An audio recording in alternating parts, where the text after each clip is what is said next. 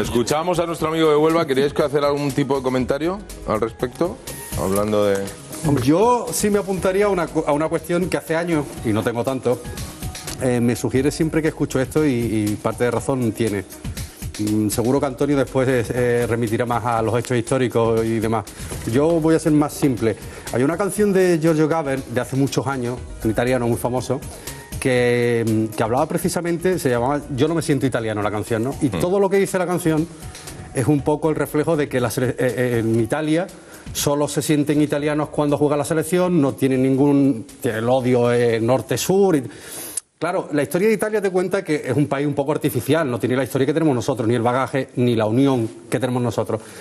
Pero con el paso de los años veo que la canción, si la tradujéramos al español, con ciertos matices, sería casi igual. Una de las frases que es recurrente en los últimos tiempos es que solo nos sentimos italianos, en este caso sería españoles, cuando juega la selección. Pues parece que sí. Es el único momento en el que se permiten las banderas en cualquier punto de España sin que nadie se ofenda, en el que todos animamos a una, cuidado, pero solo con el italiano tiene un sentimiento como nación muy fuerte. Bueno, cuidado el norte y el sur. Eso es de hace 3 días, porque te recuerdo que han sido siempre repúblicas, reinos distintos, y además y la fundación de Italia como es. Italia es muy reciente. Garibaldi, acordaros de todo lo que fue la reunificación de Italia del siglo pasado. Es un país hecho a retales, ¿eh? Y en esa disgregación hemos tenido que ver también todos. Claro. Es una pena que el milanesado no tiene nada que ver la zona norte con la zona sur, por ejemplo, en Italia. Hay una canción que pero en también ningún país del mundo, ¿eh? El norte y el sur. Sí, pero en particular en Italia, que además, concretamente Miguel, que por eso te ha hecho el guiño italiano, y si me lo permite, yo conocemos bastante bien Italia, no tiene nada que ver, pero nada que ver. Afortunadamente para nosotros. Hay una canción, que casi como si estuviéramos hablando de Alemania y Grecia. Y es española. Date cuenta de lo que te digo. Hay una canción que es española que cuenta un poco lo que este hombre viene a definirnos, sobre todo cuando hablaba de mayo del 68, que es de Ismael Serrano, que se llama Papá, cuéntame otra vez. Mira, Antonio, cómo todos los papeles. No sé si lo habéis escuchado. Mira, cómo todos los papeles. Y eso significa que las noticias están arriba, que Almudena está en la redacción. Sorpréndenos, Almudena. Que quiere que le salude, sí, que un beso. Bueno, no pensarás que se lo dé, ¿no, Almudena? Vale, que te dé la mano por lo menos, tío. Que le encanta tenerte aquí. Que gracias por venir, ¿vale? Y felicidades a los premiados. Sí, de alguna que le insiste. Baja tú y se lo damos. Un besito. Sí, vamos a ver, Antonio me cae bien, pero vamos allá. Que después, soy valiente, pero no tanto. Que después te sale en YouTube. Hombre, ¿qué pasa? Oye, un beso. Yo soy legionario, un beso cándido en la mejilla. Cándido. Te veo muy ingenuo hoy, Te veo muy ingenuo hoy. Te veo con mucha ingenuidad. Con lo que te arrimas tú, Barrera.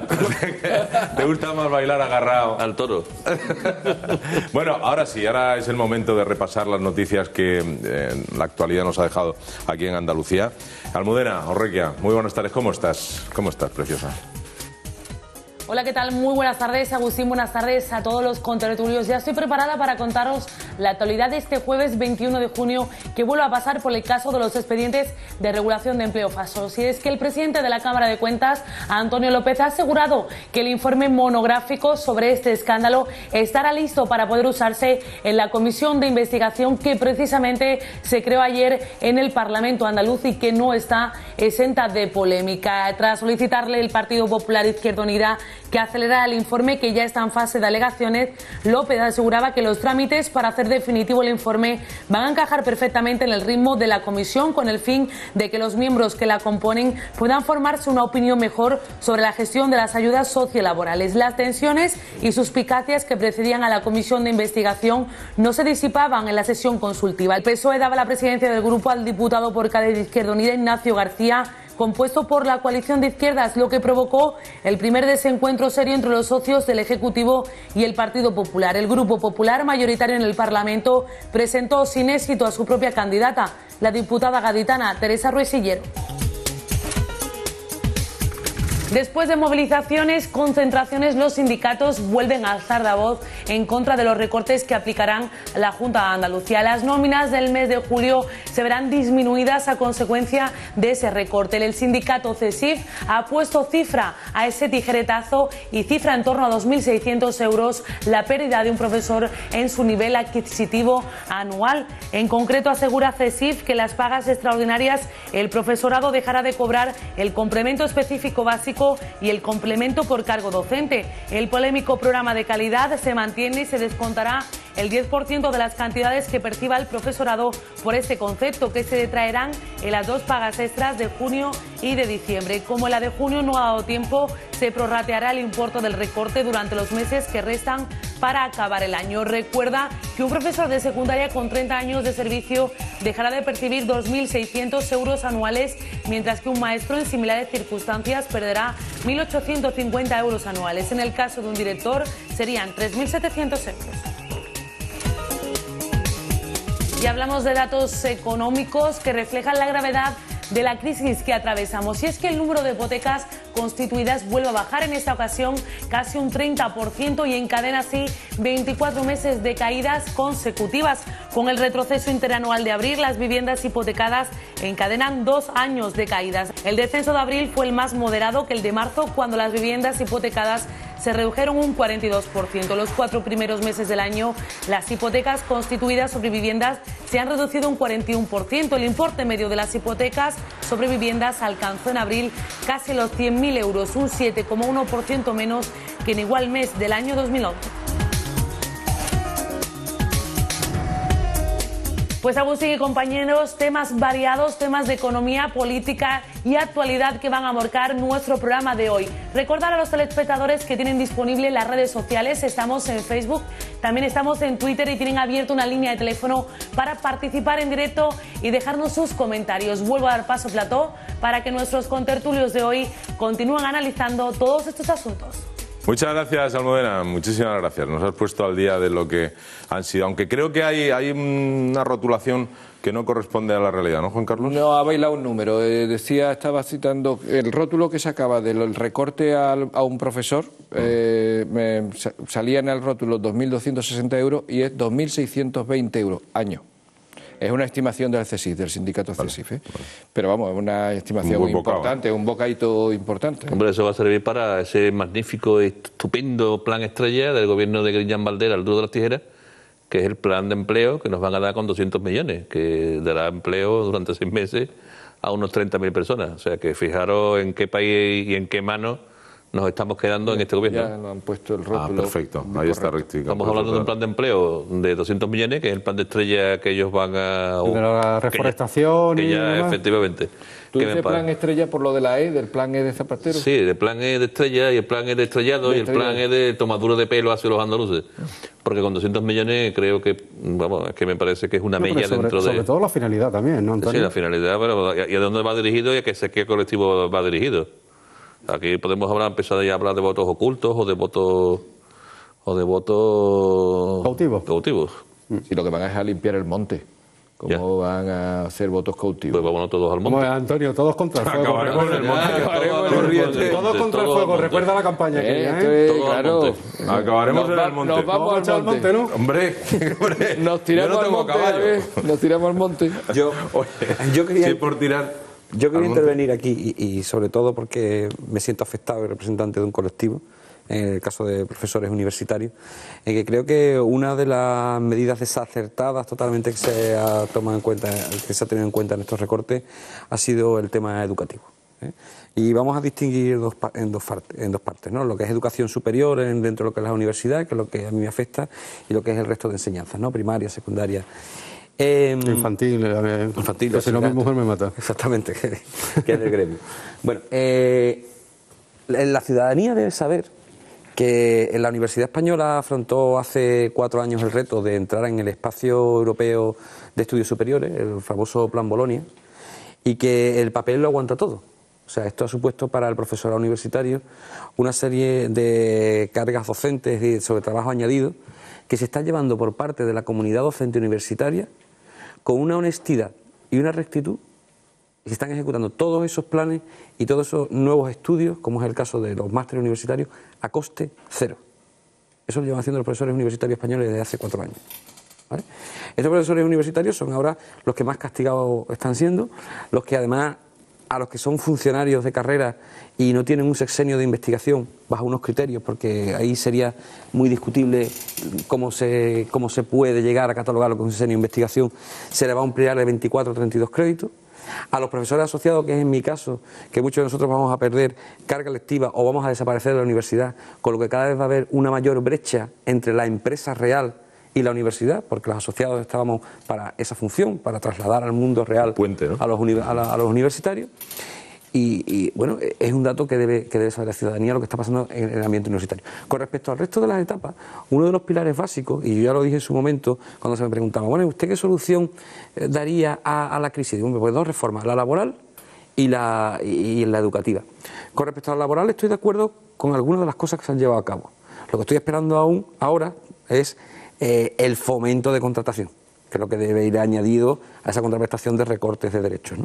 Pero con respecto a la educativa, el sistema educativo español, ya se ha reformado el universitario en el espacio europeo único, el sistema educativo español tiene que dar un cambio radical.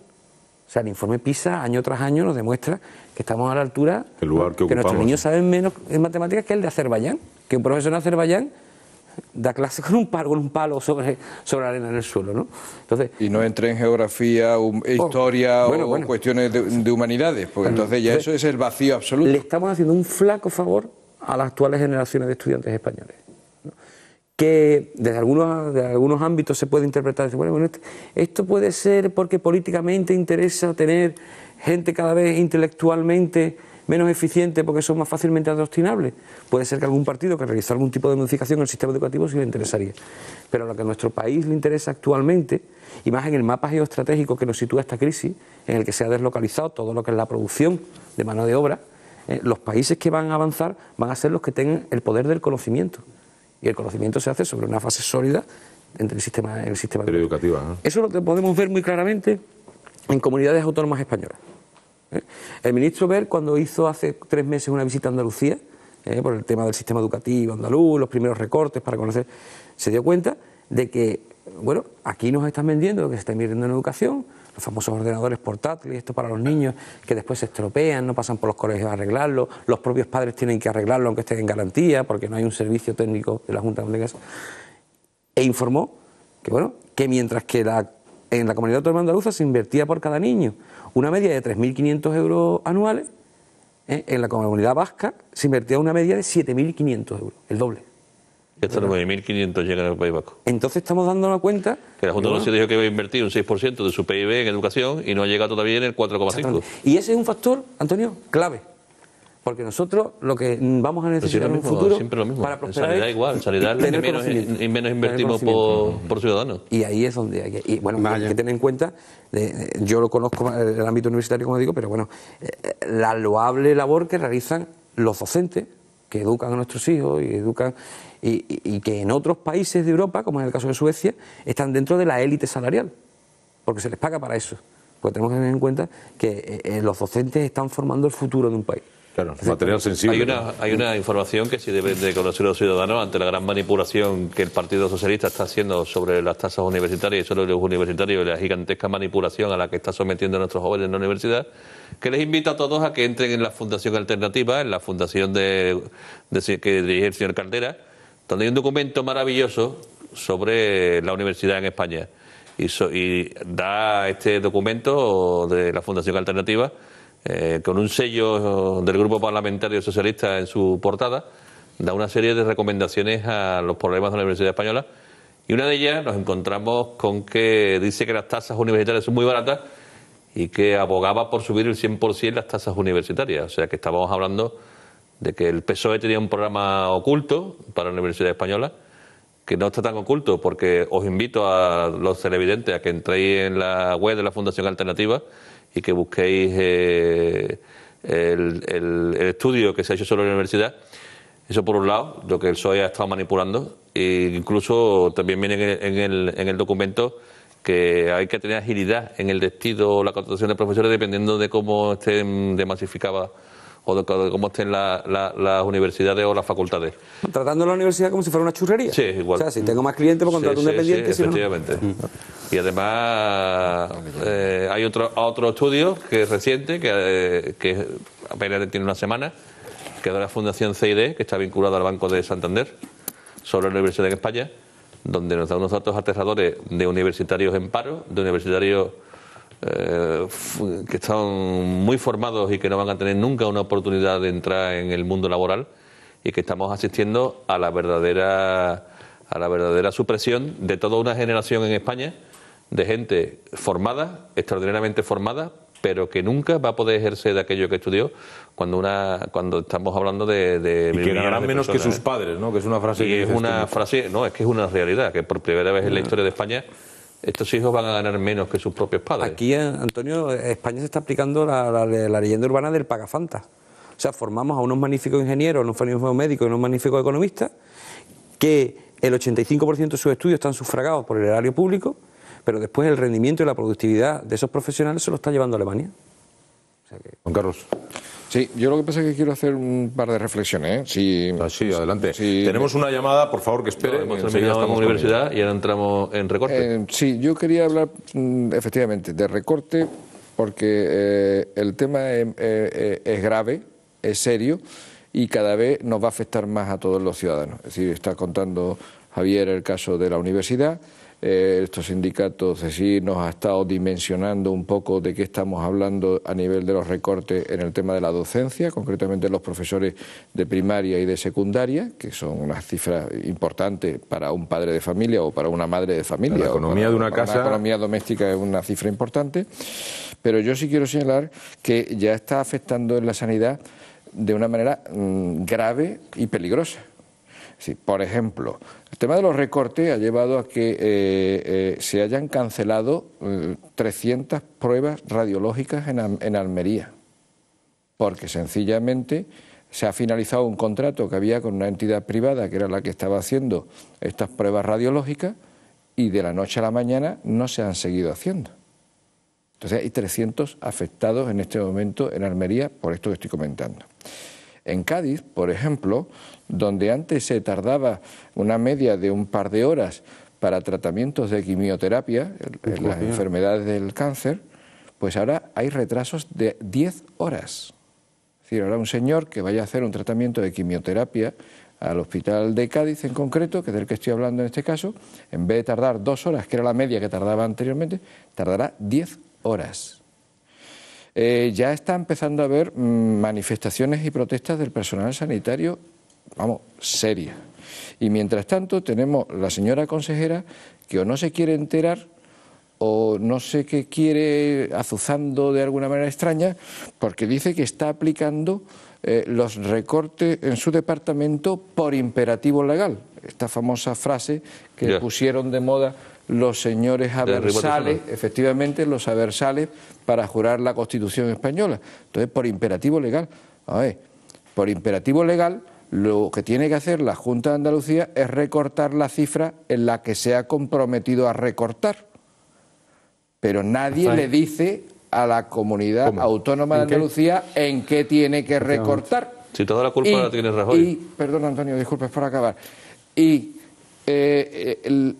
Se pueden recortar de muchas cosas. Por ejemplo, se señalan por los propios profesionales sanitarios que podían recortar de las agencias sanitarias. Agencias, pues yo qué sé, como la Agencia de Valoración Tecnológica, como la Agencia de Calidad Sanitaria, como el Observatorio para la Seguridad del Paciente, como el Observatorio para la Calidad de la Formación de la Salud. Yo qué sé, como tantas cosas, tantos inventos de toda esta burocracia extraordinaria que se ha generado, pero que de ahí no se ahorra, no se recorta. Se recorta al final de la parte sensible, de la parte que nos perjudica. Y esto me parece peligroso.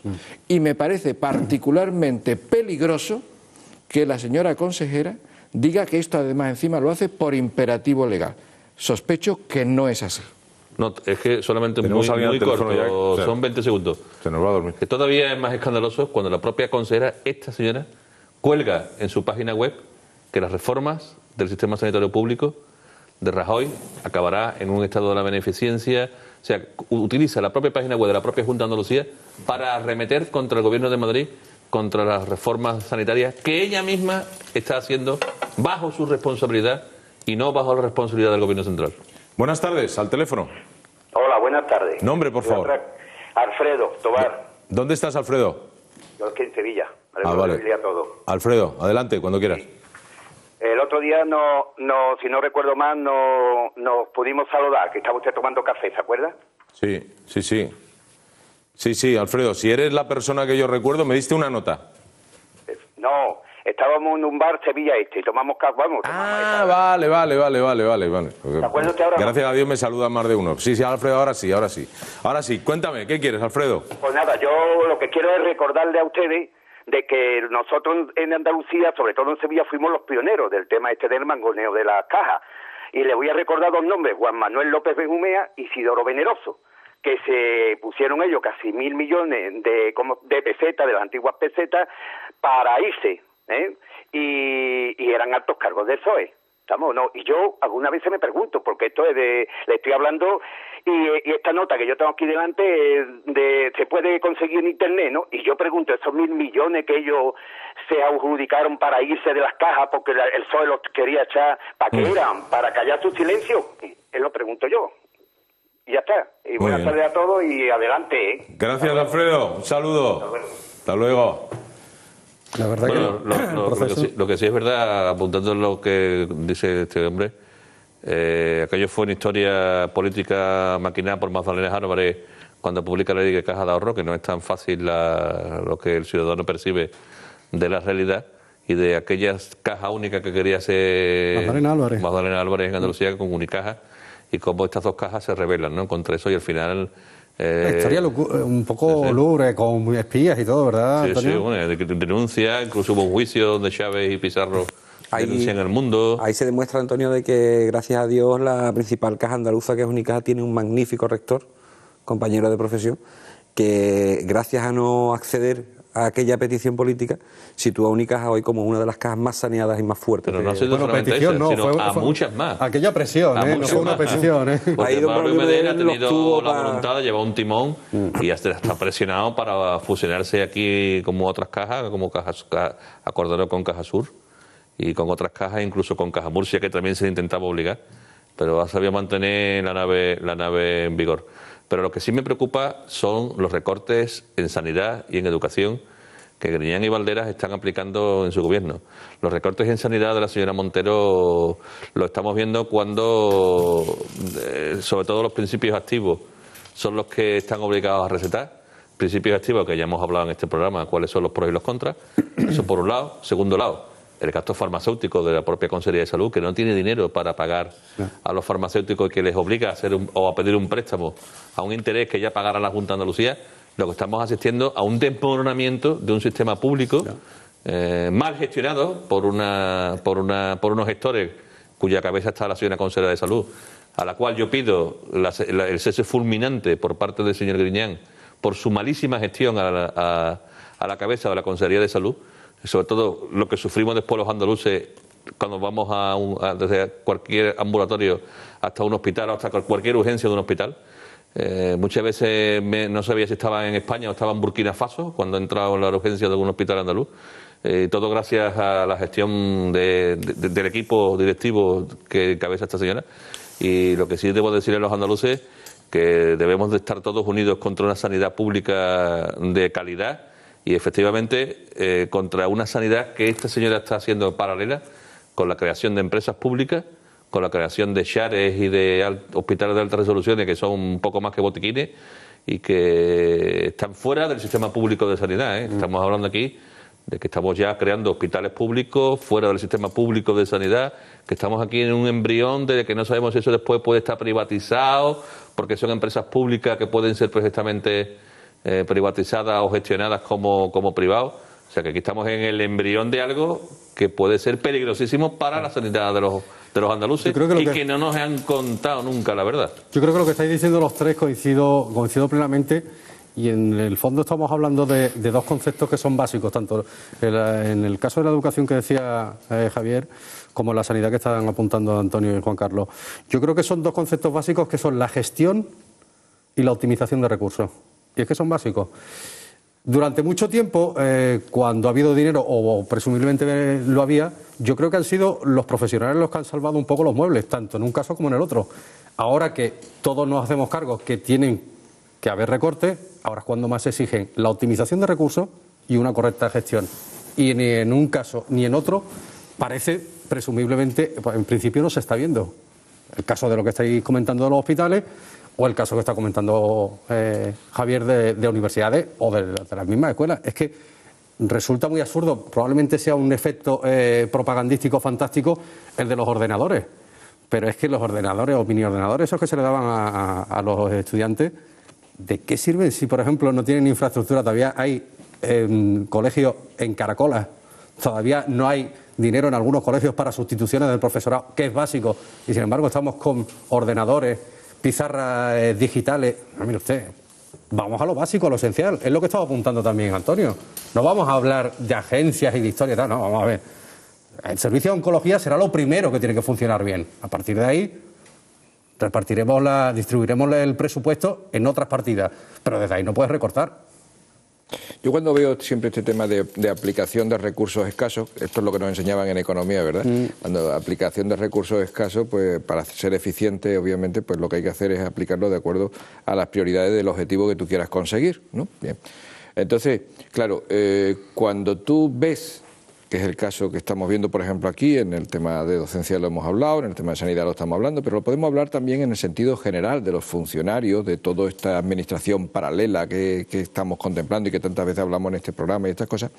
Vemos que al final la obsesión de la Junta de Andalucía, del gobierno socialista, bueno, hasta ahora socialista, a partir de hace un mes socialista y de Izquierda Unida y del añadido de Izquierda Unida de la Junta de Andalucía, parece que su preocupación no es recortar de lo ineficiente, no es recortar de lo que sobra, sino es, al contrario, hacer permanecer toda esa especie de estructura propagandística, toda esa especie de aparato que mantiene de alguna forma pues sellos de calidad, eficiencia de titulares, marketing gestional de lo que sea. Es decir, venden humo, venden titulares, venden publicidad, al fin y al cabo, de lo que sea. Pero no hay eficiencia de gestión real de lo que sea. Es decir, yo al final en la sanidad lo que me preocupa es que me curen, lo que me preocupa es que me den los medicamentos que me tienen que dar, lo que me preocupa es que me hagan las pruebas necesarias que hacen falta para que me sanen, lo que me preocupa es que si necesito un tratamiento de quimioterapia me lo den en tiempo y en manera y que me traten con dignidad, con la dignidad del paciente. No me preocupa de tener 18 aparatos, agencias que me digan que la calidad del paciente es no sé qué y que la calidad del servicio es la no sé cuánto. Y desde luego no me hace ninguna falta un aparataje de 20 o 25.000 empleados públicos, por llamarlo de alguna forma, repartido en las 100 y pico de empresas, más 100 y pico de fundaciones, etcétera, etcétera, etcétera, que hay por ahí, porque encima, después, como tantas veces hemos visto también, ni tienen las obligaciones ni la autoridad que tienen los funcionarios, y además ni siquiera pueden al final hasta hacer las anotaciones, las firmas de los distintos expedientes y que tienen que ser necesarios para los procedimientos administrativos. Estamos en una indefensión en eso, en resumen. 30 segundos. No es sencillo. Agencias, que fíjate lo que ocurre eso, que son la agencia de calidad, por ejemplo, que certifica la calidad de los hospitales. O sea, una agencia pública certificando a otra administración pública. Fijaros hasta dónde llegamos cuando una agencia de calidad se supone que son independientes, las agencias de calidad son las que acaban de investigar o a nuestros trabajadores en nuestro sistema financiero. Pero no, aquí queremos una agencia de calidad pública para que gestione y controle y certifique a nuestros propios organismos públicos. Vamos a hacer la última pausa del programa, ya recta final en unos minutitos. No os mováis, gracias por estar ahí.